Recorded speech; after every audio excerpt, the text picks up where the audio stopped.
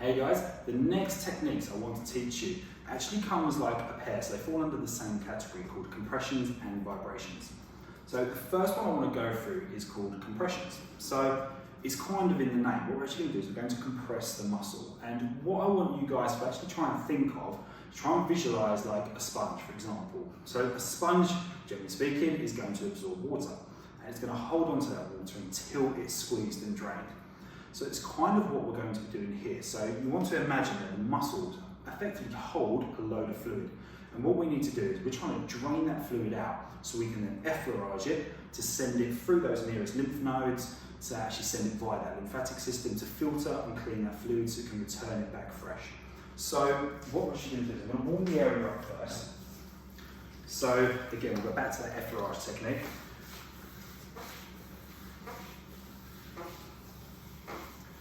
What you want to do is you want to find an area where it generally feels quite tight. So again, use your effleurage to kind of palpate as you're doing it. So as I'm kind of effleuraging up, I notice that this particular area right here, this region is quite tight. So I'm actually going to use this for the compression. So when we're compressing, we want to place kind of almost like your palm on it as such. You can go fully flat hand if it's easier for you. Whatever you find gives you more grip. The same as you can also dab a little bit of oil off if you want to get a little bit more of a firm grip there. If you're worried about slipping or if you're working, say, somewhere near the spine or anything like that. So what we're going to do is we're going to apply that pressure. I tend to interlink my hands. You can also place a hand on top, whatever kind of works for you. And we're going to sink down, but what we want to do, we want to use like a 1 to 10 scale with the climb. And at most, say, go to about 7. So just let me know when this gets to a 7, Josh. Yeah, you're good.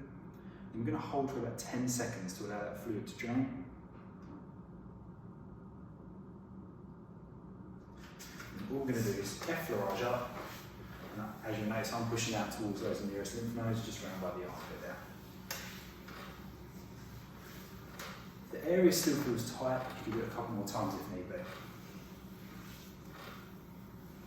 Just as an example, let's say the traps, you want to do that here. Obviously try and apply pressure down there. You don't want to slip and obviously make contact with the back of the head.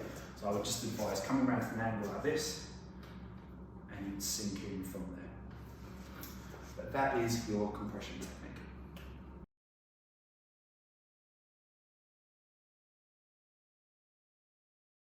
Okay, the second part now is your vibrations. So with a vibration, the reason I've taught you compressions first is because that's actually going to be the first part that we do. So what we're going to do is I'm actually going to sink in and I'm going to apply that compression first. So we sink down to a good depth. But what we're going to do now is we're actually going to vibrate the area. And what the vibration does is it helps to stimulate some of the deeper nerves. So you're going to sink in. Let me know when we get to about 7. Yep. And just a quick vibration, and that's all it is. And again, effleurage that up.